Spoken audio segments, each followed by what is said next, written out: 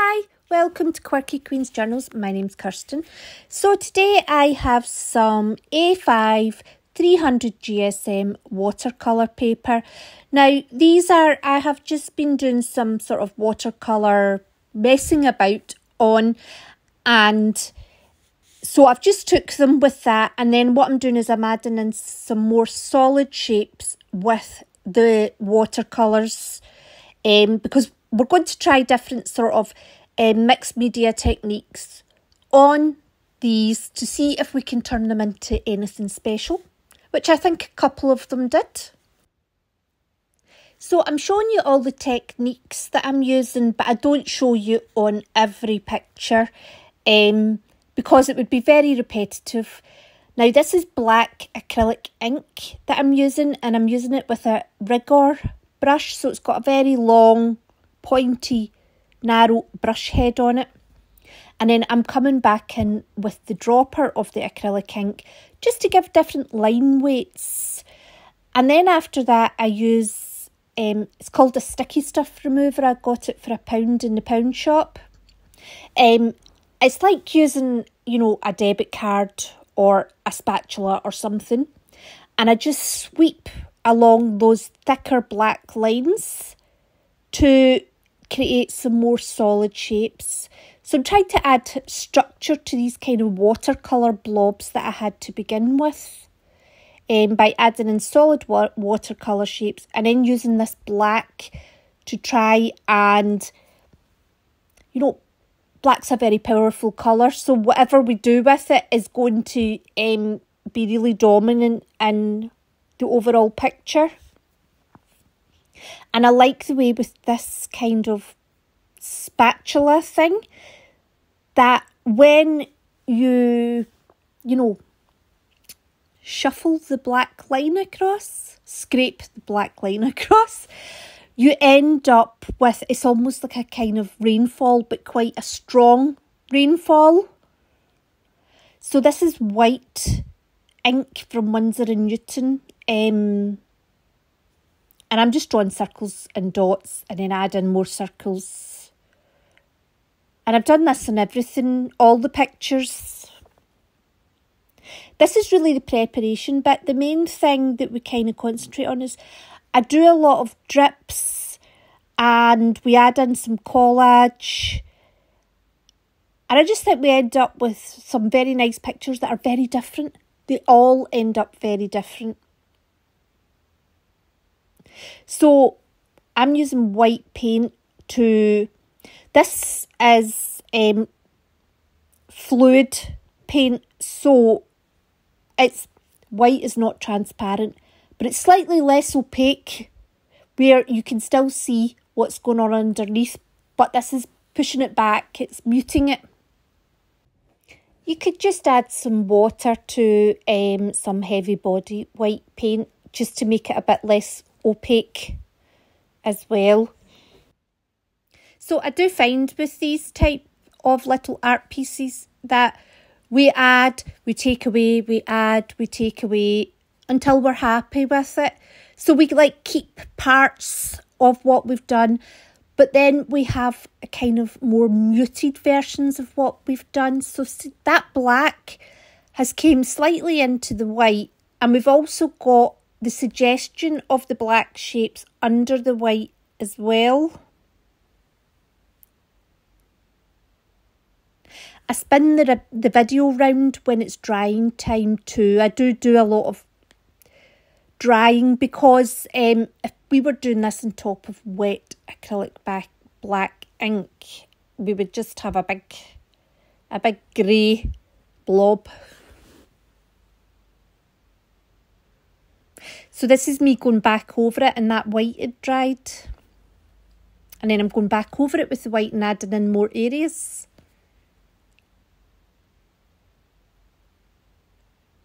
I do a lot of as well, when the paint's wet, using that wetness to almost kind of pull up from underneath. So that's them all with some white paint on. Now we're adding collage. These are just old jelly prints that I had sitting, or painted papers that I had sitting This is probably where the sort of definition between them starts to come in, because I use very different collage pieces on each one.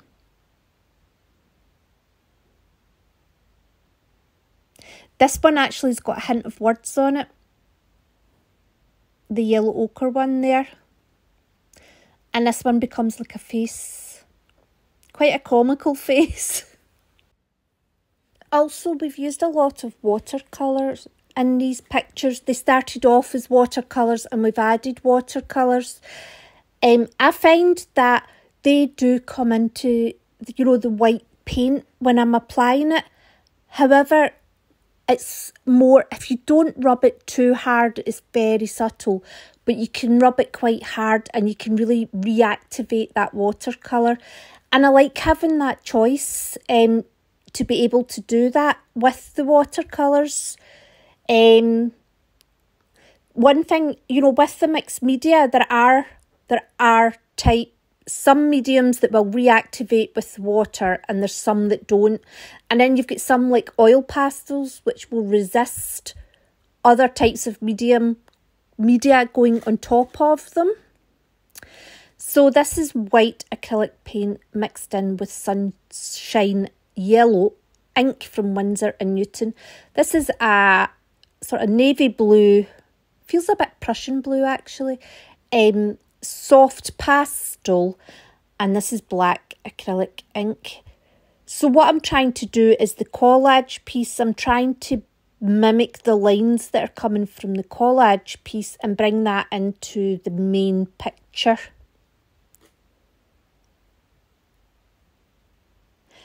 I've also left in, this took me hours to do these pictures. This might be a 20-minute video, but it took hours.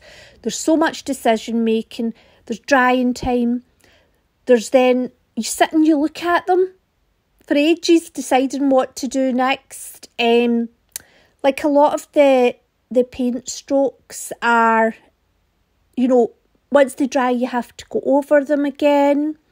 You know, there's a lot more going on than you show in the video, but I have tried to put in little bits that kind of show that this isn't a quick process. Although that blue did go on very smooth. That's a turquoise watercolour. I will put a list of the colours as much as possible. It's quite a rainbow out there in the description box.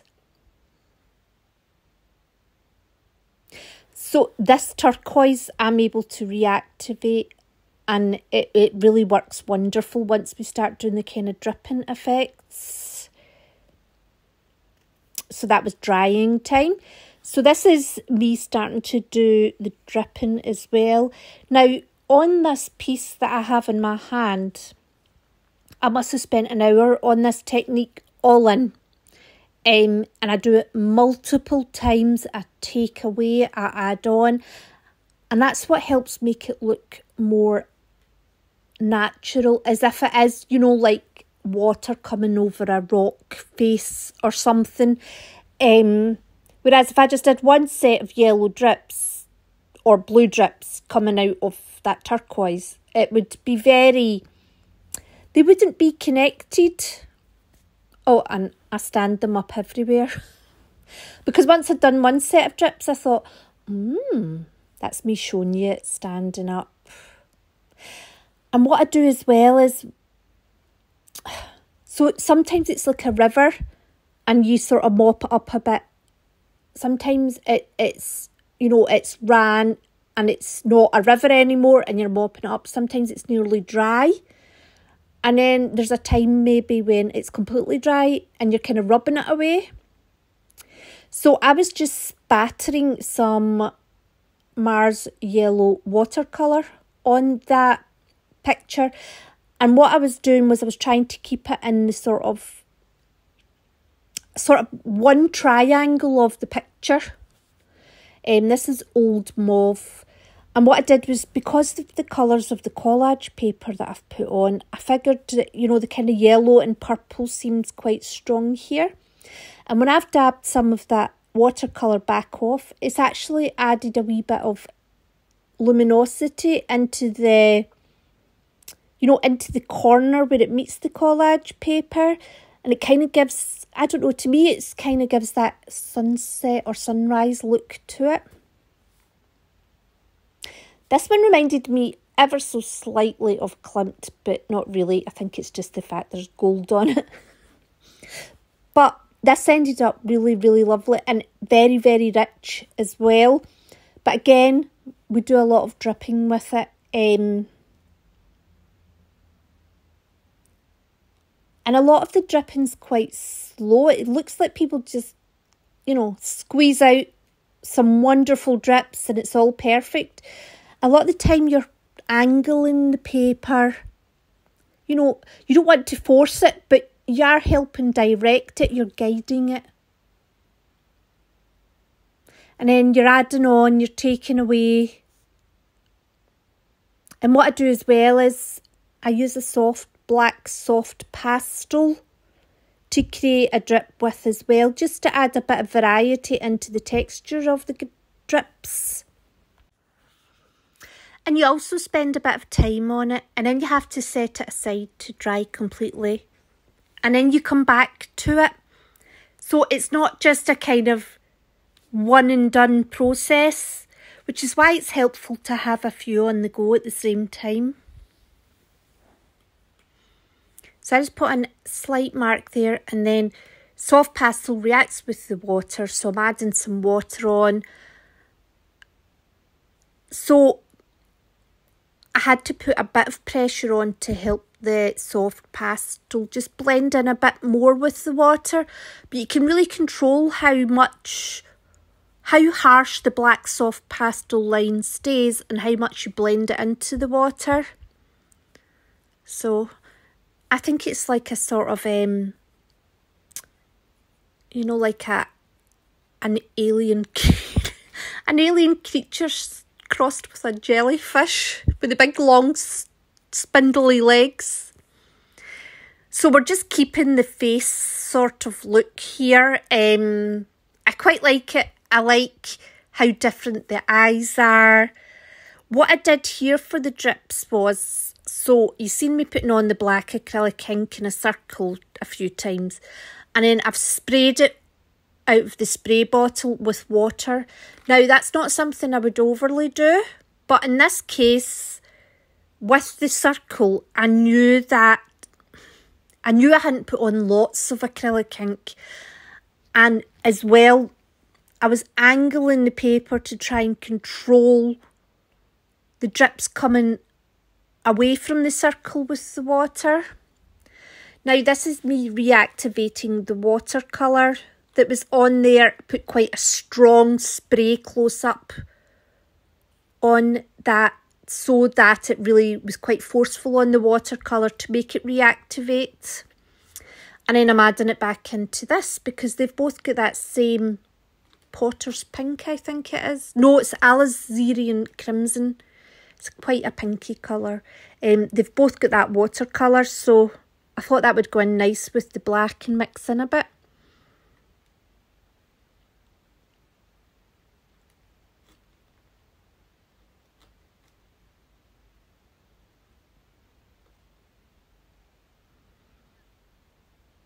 I like the way that sat. I actually had that one there, I just sat up with the purple collage on it. I actually think it was finished right there. I think the strong solid pink with the more translucent pink dripping away from it actually worked very well together. But that's what happens. So here what I'm doing is I'm making that's a watercolour. So I'm reactivating it with water to try and encourage it to drip down as well. So in my mind, this is like a face and that's an eye that's crying.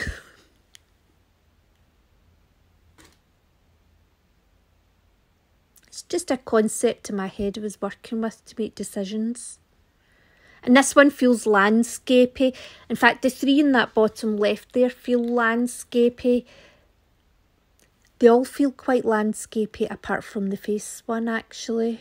The one in the top right makes me think of like looking out windows in like a palace or something into like a spring.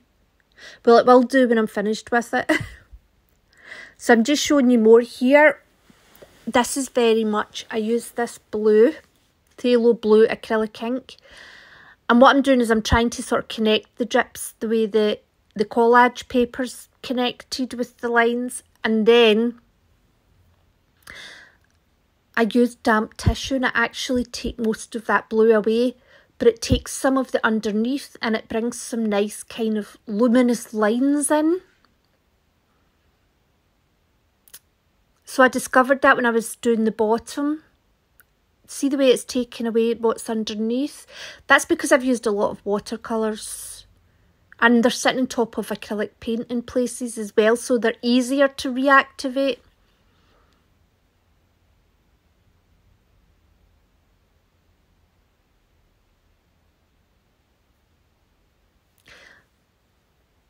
Unfortunately, with doing the drips and holding it vertical, I have missed the camera a few times. But you do see see there it is there. You can see it there. It's bringing up from underneath and it's just giving this lovely, lovely variety of lighter and darker colours. And I just think it matches in so well with that collage paper. This one looks very worn. I think it almost looks like an older version of this one. Now this is the one I was talking about that I worked on quite a lot.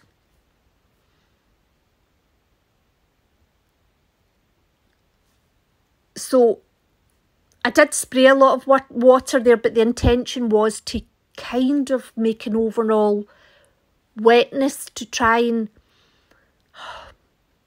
have a bit more graduation of those blue drips.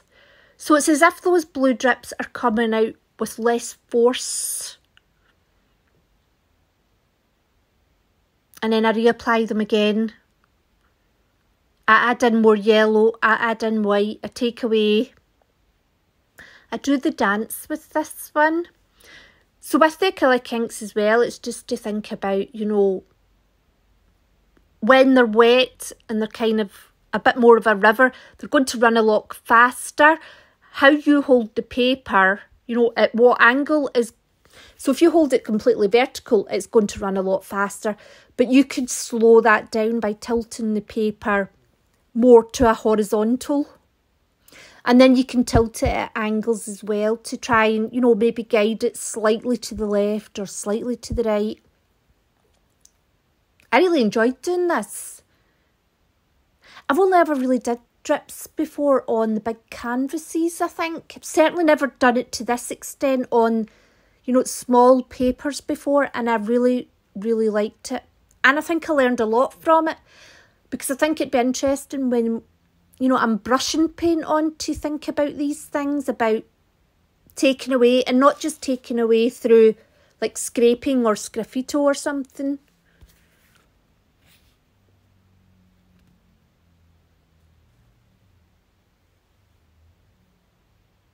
So you can see it's starting to look just that bit more connected to the turquoise, whereas the first set of blue drips we did just weren't. And now this is mixing in with that yellow watercolour.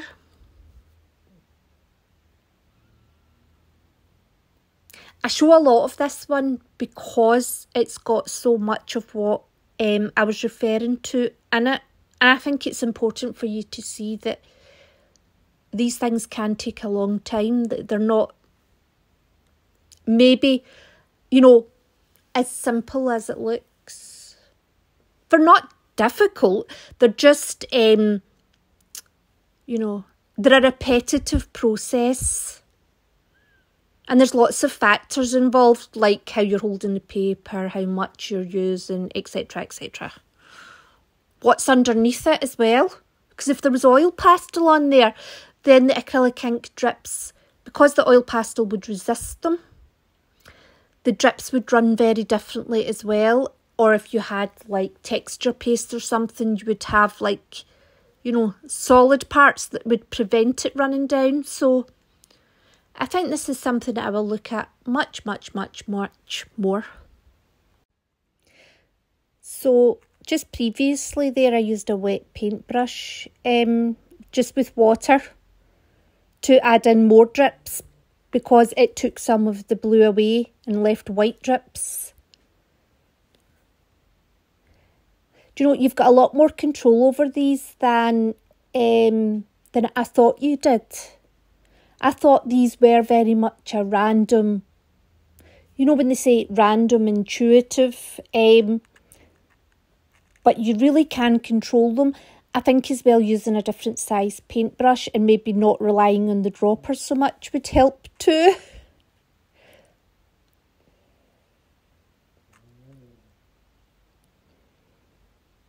So this is the white ink from Winsor & Newton.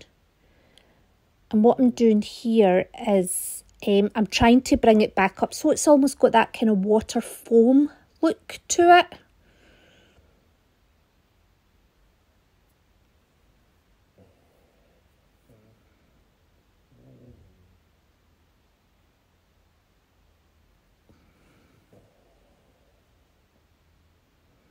So what I'm doing here is I'm just using that kind of dry tissue, which is getting damp with the ink, just to try and blend the white into the blue a bit more. I loved that. So this is the finished pictures. I added a bit of phthalo blue on the right side of that one, just to help bring it together a bit more. And I definitely feel this one's a bit more of a rustic version of the first one. So I painted over the purple collage paper on this one. Kind of wish I'd left it. But anyway, I feel that one looks more like a sort of, you know, if you were on a planet, a kind of, you know, landscape of a planet with the sun setting. And this one is kind of an underwater feel. So I'd put on the yellow tissue paper collage, and on the left hand side I've put on some purple watercolour. And then what I've done is I've just sprayed it with water, sat it vertical and let the watercolour kind of drip to the bottom. And I feel like that's, you know, it's given like a rock face look to it, but there's still an underwater vibe. So I put oil pastel round the kind of windows in this one, and the black sort of trees are just black acrylic ink drips. And I turned it upside down vertically. That one's okay. It's not my favourite. I do think more drips so that there's more of a layered effect with the black acrylic ink, and using more water would have actually given the illusion of depth to the trees. And I'm going to call this one a self-portrait. So thanks very much for watching. I really hope you enjoyed, and take care, and I hope to see you soon. Bye.